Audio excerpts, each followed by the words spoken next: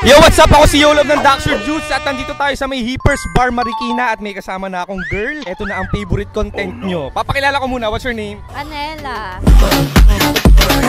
Isa lang naman ang tanong ni Yolob sa'yo. Gusto ko sagutin mo ng tapat at totoo. Game ka na ba? Game. Have you tried one night stand? Yes.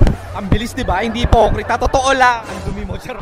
Paano naganap yung ons mo? Ano siya? Friend or stranger? Best friend. Best friend. Tapos talagang pinilit mangyaring magkaroon. Pakipot muna. Crush ko din kasi siya. Paano naganap yung ons? Ano siya? Inuman? Birthday? Inuman kami. Saan kayo nag-inuman? Bahay. Bahay nino? Niya. Dalawa lang kayo or may ibang tropa? May mga tropa. Anong iniinom nyo? Tequila. Ay, gusto mo ba lemon? Meron ako.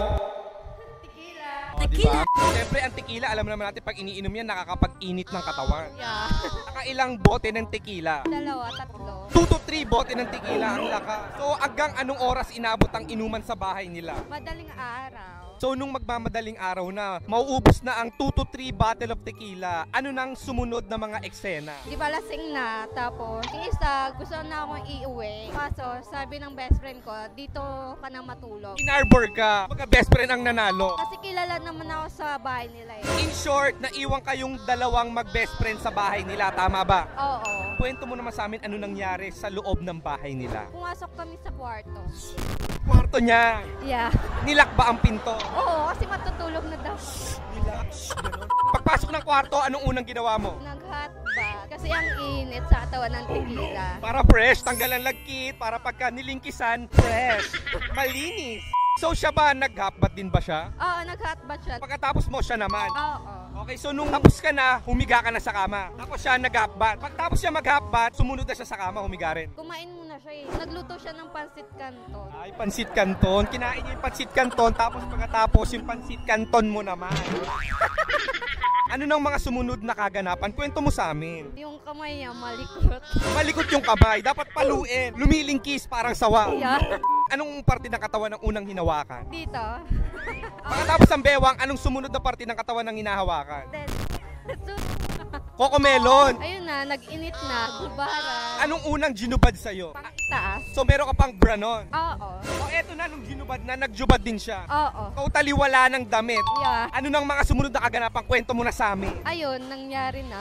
Hindi dapat mangyari. For the buko juice ka ba? Yeah. So binuko juice mo siya nun. Oo. Ilang minutes, gaano katagal mo binuko juice? 20 minutes. Ang tagal! Hindi siya nilabasan sa 20 minutes. Nilabasan. Pagkatapos ng buko juice, nagpahinga, syempre pagod yun. Pagising for the round 2. Hindi. Wala nang chuktak syene. Wala na. Totoo, walang shoot-shoot? Anong itsura ng best friend mo para ma-imagine nila? Matangkad, may muscle, gwapo, sinito, at naging kami din nun. Okay. So eto na, wag mo itatanggi. Binuko juice mo ang Notakels best friend mo. Dax or Jude? Dak, Literal. Pasag ang bunga. ngalay na ngalay. Estimate mo ilang inches from 1 to 10. 10. Perfect. Habang nilubuko juice mo, sinasabunutan ka ba? Inaganon. Tapos parang gigil, parang easy lang, ako na bahala. Parang tinutulak ka na tinutulak. Papalapit sa nota niya. Oo, ginaganon. Curious kasi ako kung anong tunog. Baka pwedeng parinig lang. Parang lollipop. Ano yung hindi mo makakalimutan na sinasabi niya habang binubuko juice mo? Sarap mo. Nung lalabasan na, saan ginutok? For dalunok ka ba or ginura mo? Sa ko. Malsik pa nga yung Saan? dito.